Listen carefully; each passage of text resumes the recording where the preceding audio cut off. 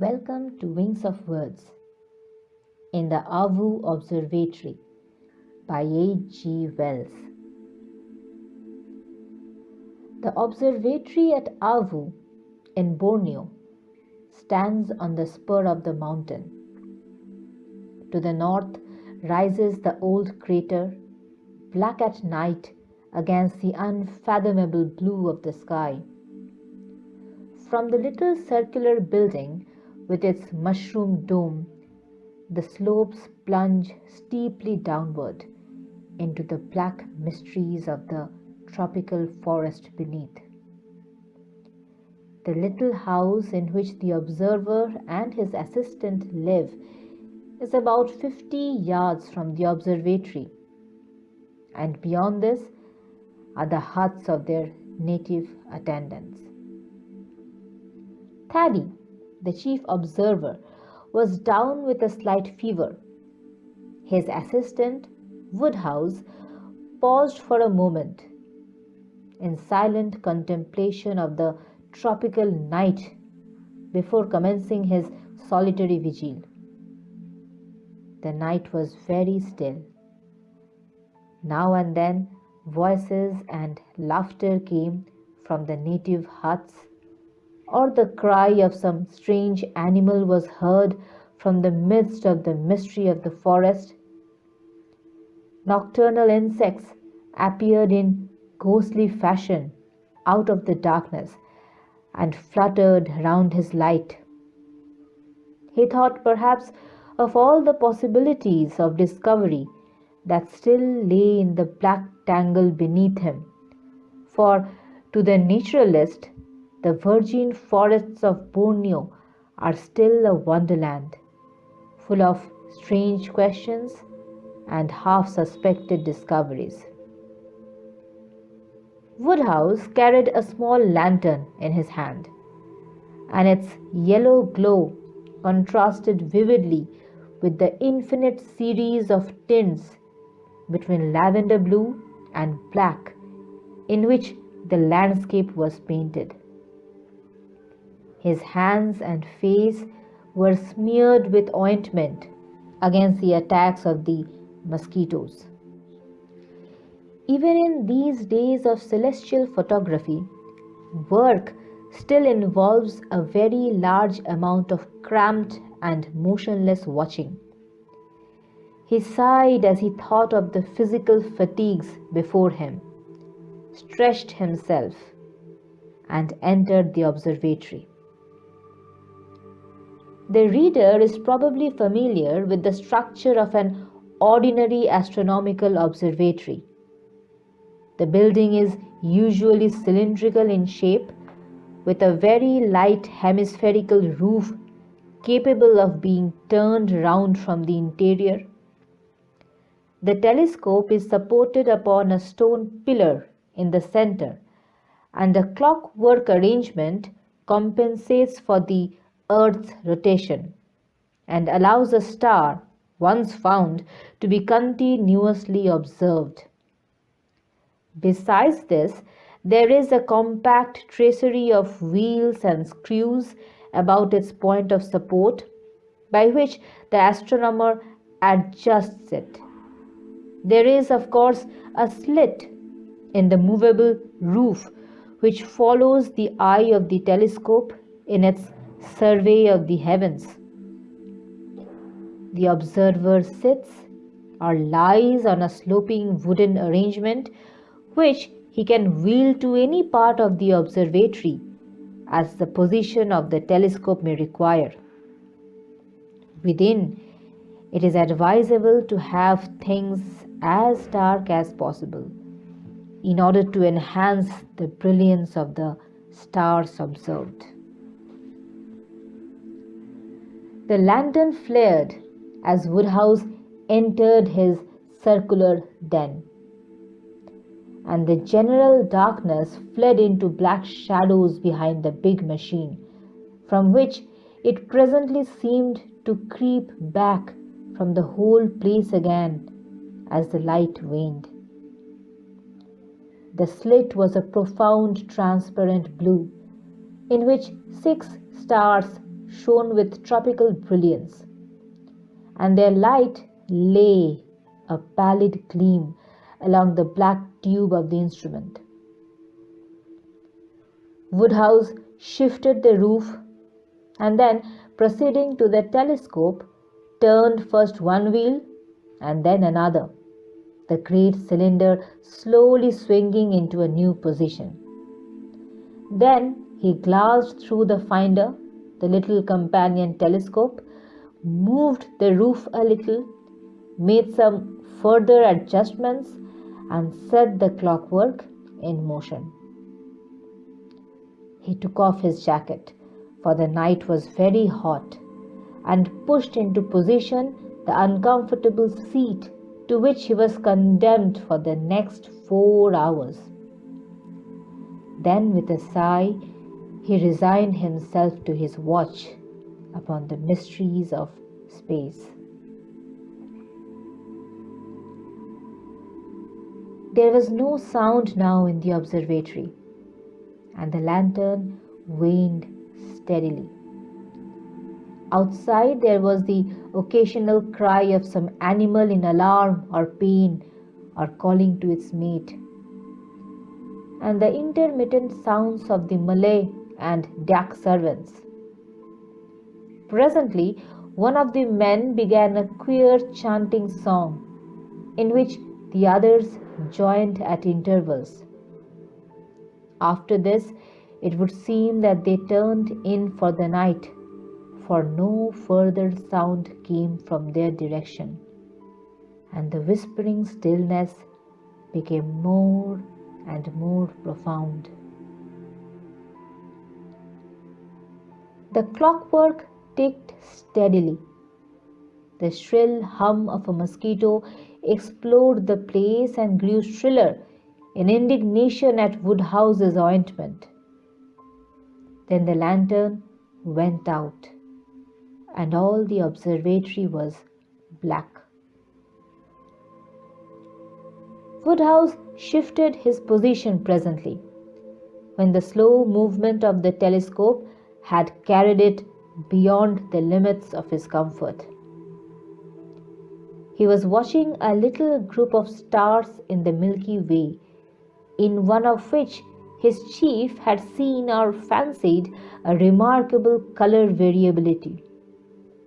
It was not a part of the regular work for which the establishment existed, and for that reason perhaps Woodhouse was deeply interested. He must have forgotten things terrestrial. All his attention was concentrated upon the great blue circle of the telescope field, a circle powdered, so it seemed, with an innumerable multitude of stars, and all luminous against the blackness of its setting. As he watched, he seemed to himself to become incorporeal, as if he too were floating in the ether of space. Infinitely remote was the faint red spot he was observing. Suddenly the stars were blotted out. A flash of blackness passed, and they were visible again. "Queer," said Woodhouse. "Must have been a bird." The thing happened again, and immediately after the great tube shivered as though it had been struck. Then the dome of the observatory resounded with a series of thundering blows. The stars seemed to sweep aside as the telescope, which had been undamped, swung round and away from the slit of the roof. "Great Scott!" cried Woodhouse. "What's this?" Some huge, vague, black shape with a flapping something like a wing seemed to be struggling in the aperture of the roof. In another moment the slit was clear again, and the luminous haze of the Milky Way shone warm and bright. The interior of the roof was perfectly black, and only a scraping sound marked the whereabouts of the unknown creature. Woodhouse had scrambled from the seat to his feet. He was trembling violently and in a perspiration with the suddenness of the occurrence. Was the thing, whatever it was, inside or out? It was big, whatever else it might be. Something shot across the skylight and the telescope swayed. He started violently and put his arm up. It was in the observatory then, with him. It was clinging to the roof, apparently. What the devil was it? Could it see him?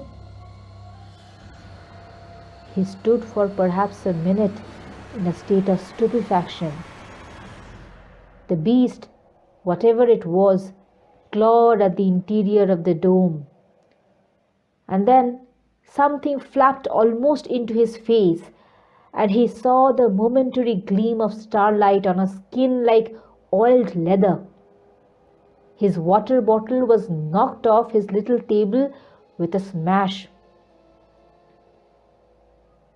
The sense of some strange bird creature hovering a few yards from his face in the darkness was indescribably unpleasant to Woodhouse. As his thought returned, he concluded that it must be some night bird or large bat.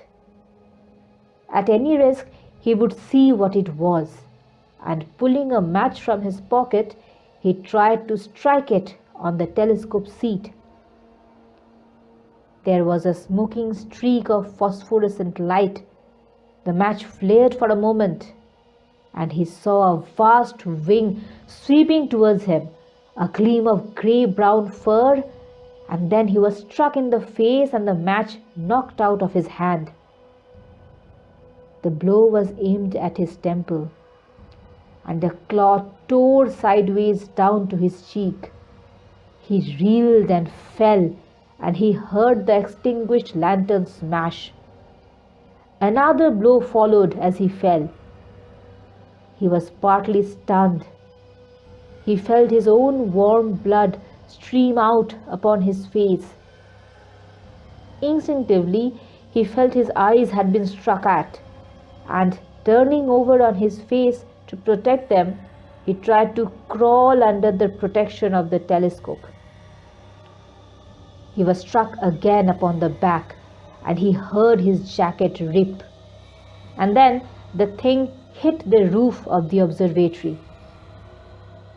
He edged as far as he could between the wooden seat and the eyepiece of the instrument, and turned his body round so that it was chiefly his feet that were exposed.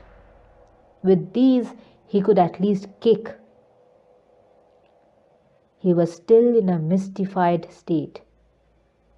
The strange beast banged about in the darkness, and presently clung to the telescope, making it sway and the gear rattle.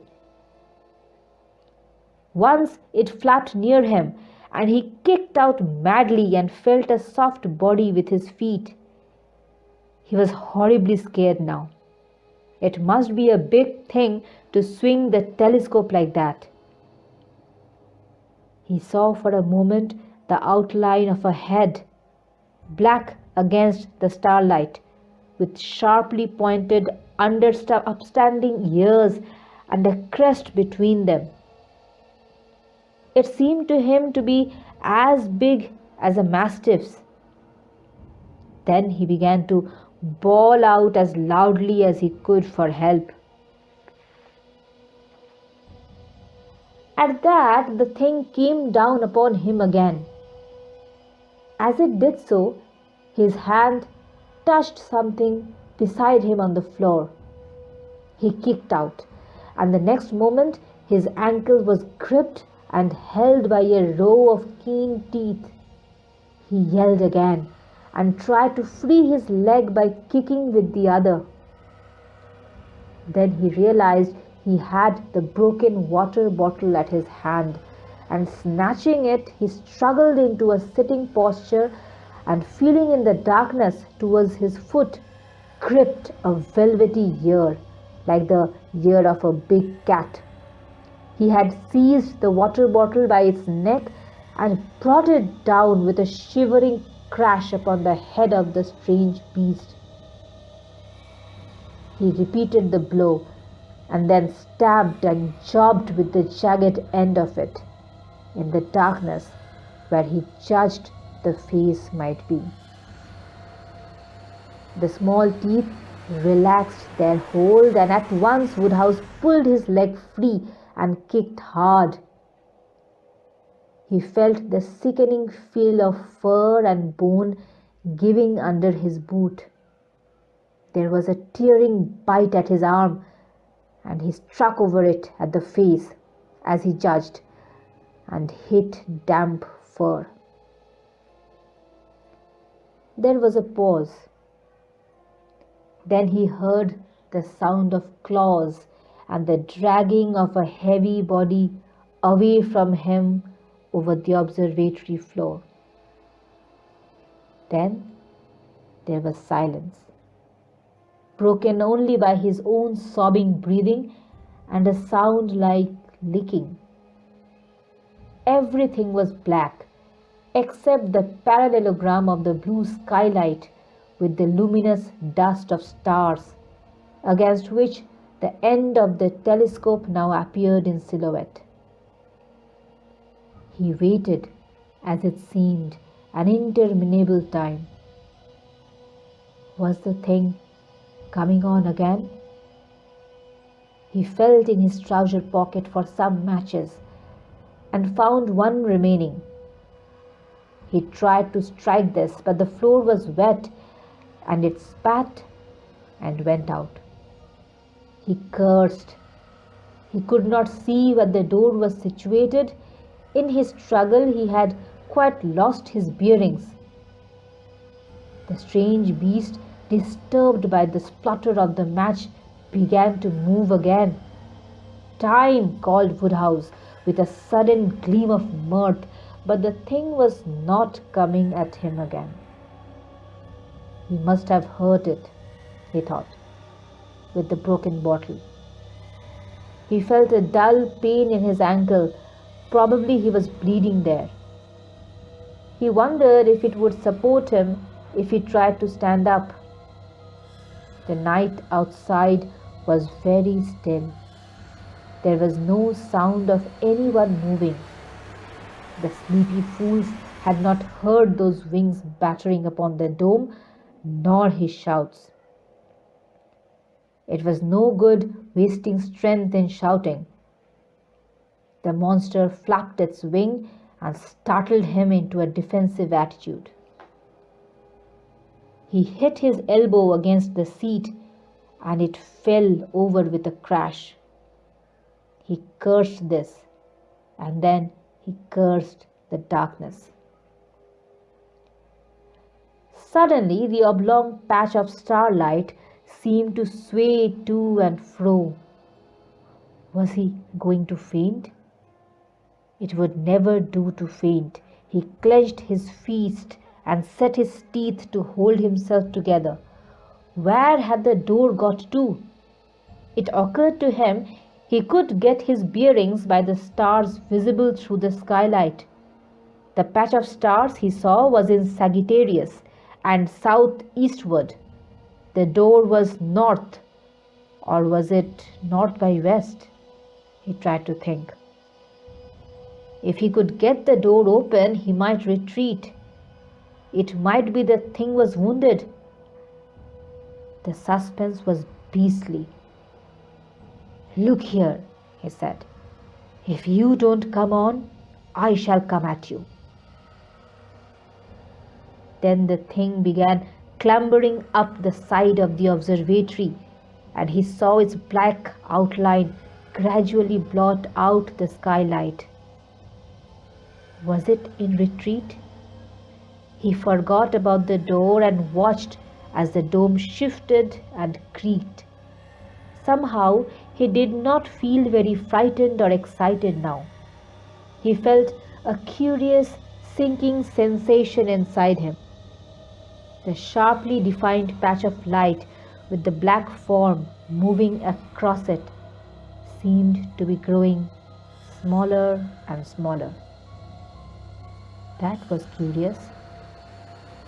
He began to feel very thirsty, and yet he did not feel very inclined to get something to drink. He seemed to be sliding down a long funnel.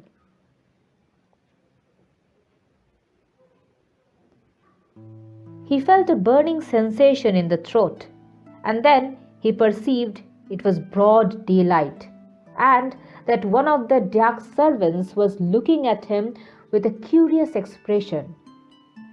Then there was the top of Thaddy's face upside down. Funny fellow, Thaddy, to go about like that. Then he grasped the situation better and perceived that his head was on Thaddy's knee and Thaddy was giving him brandy. And then he saw the eyepiece of the telescope with a lot of red smears on it. He began to remember. "You have made this observatory in a pretty mess," said Thaddy. The Jack boy was beating up an egg in brandy. Woodhouse took this and sat up. He felt a sharp twinge of pain. His ankle was tied up. So were his arm and the side of his face. The smashed glass, red-stained, lay about the floor. The telescope seat was overturned, and by the opposite wall was a dark pool. The door was open, and he saw the grey summit of the mountain against a brilliant background of blue sky. "Bah," said Woodhouse. "Who's been killing calves here? Take me out of it." Then he remembered the thing and the fight he had had with it. "What was it?" he said to Thaddy. "The thing I fought with?" "You know the best," said Thaddy. "But anyhow, don't worry yourself now about it. Have some more to drink." Thaddy, however, was curious enough, and it was a hard struggle between duty and inclination to keep Woodhouse quiet until he was decently put away in bed and had slept upon the copious dose of meat extract Thaddy considered advisable. They then talked it over together. "It was," said Woodhouse, "more like a big bat than anything else in the world. It had sharp, short ears and soft fur, and its wings were leathery. Its teeth were little but devilish sharp, and its jaw could not have been very strong, or else it would have bitten through my ankle." "It had pretty nearly," said Thaddy. "It seemed to me to hit out with its claws pretty freely." That is about as much as I know about the beast. Our conversation was intimate, so to speak, and yet not confidential. The dark chaps talk about a big Colugo, a Klangutang, whatever that may be. It does not often attack man, but I suppose you made it nervous. They say there is a big Colugo and a little Colugo, and a something else that sounds like gobble. They all fly about at night. For my own part, I know there are flying foxes and flying lemurs about here, but they are none of them very big beasts. There are more things in heaven and earth, said Woodhouse, and Thady groaned at the quotation. And more particularly in the forest of Borneo than are dreamt of in our philosophies. On the whole, if the Borneo fauna is going to disgorge any more of its novelties upon me, I should prefer that it did so when I was not occupied in the observatory at night and alone.